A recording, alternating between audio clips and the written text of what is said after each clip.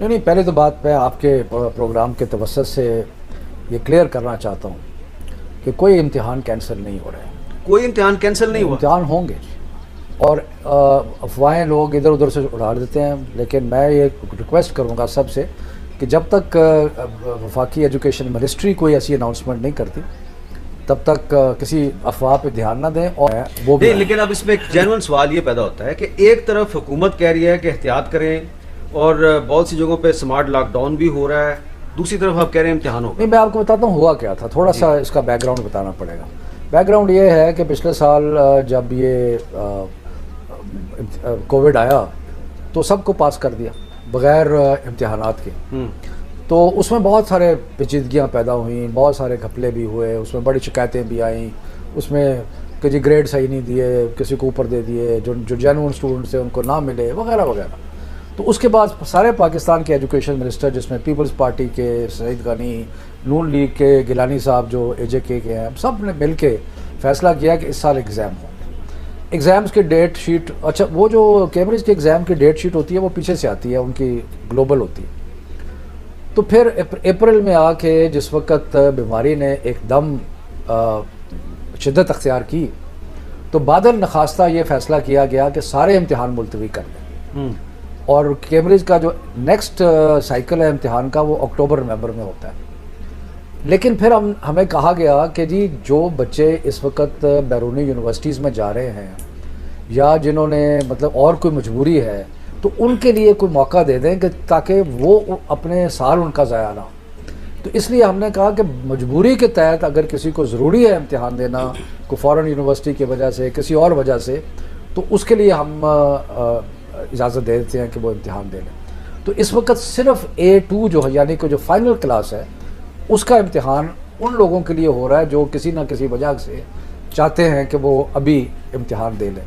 تو اس لیے اور وہ امتحان جو ہے وہ ہو رہا ہے. اس کے درمیان میں بہت سارے ڈیمانڈ ہیں کہ جی ہمیں ٹیچرز کے گریڈ دے دیے جائیں امتحان کے بغیر.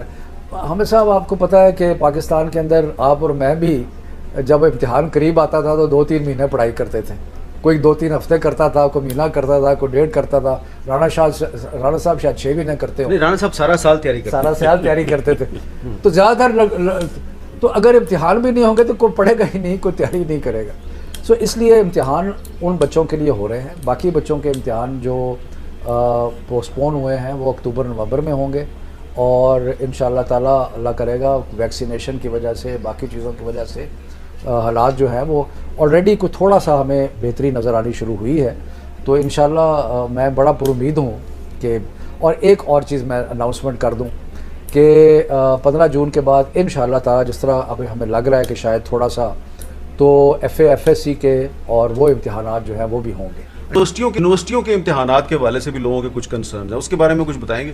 دیکھیں جی یونیورسٹیز کے تو ایک تو اندرونی امتحانات ہیں نا جو یونیورسٹیز کے اپنے ہوتے ہیں. لیکن اس وقت جو بڑا کنسرن ہے وہ یہ ہے کہ جو اکتوبر میں یونیورسٹیز میں داخلے ہوتے ہیں وہ کیسے ہوں گے، میڈیکل کالجز میں کیسے ہوں گے، باقی کیسے ہوں گے. تو اس میں یہ ہے کہ جو میڈیکل جو جاتے ہیں وہاں پہ امتحان دینے کے لیے وہ یا FSC کے بچے ہوتے ہیں یا جنہوں نے A2 کیا ہوتا ہے. تو A2 کے ابھی تقریباً 75% بچے امتحان دے رہے ہیں تو وہ بھی ایلیجیبل ہو جائیں گے. اور ہم نے جو FA/FSC کا امتحان ہے اس کا رزلٹ بھی انشاءاللہ اگر جلدی ہو گیا جولائی میں تو اس کا بھی آ جائے گا. اور پھر ہم نے آج سارے وائس چانسلرز کی میٹنگ کی ہے اور جس میں ہم کوشش کر رہے ہیں کہ جن بچوں کا امتحان ملتوی ہوا ہے تو وہ امتحان تو بعد میں دیں گے لیکن ان کا پروویژنل داخلہ جو ہے وہ پہلے ہو جائے. اچھا. تو اس لحاظ سے ہم کوشش کر رہے ہیں کہ کسی بھی بچے کو جو یونیورسٹی میں جانا چاہتا ہے پاکستان کے اندر یا کسی میڈیکل کالج میں جانا چاہتا ہے یا کسی تو اس کو اس بنیاد پہ ڈینائی نہ کیا جائے کہ اس کا امتحان لیٹ ہوا ہے.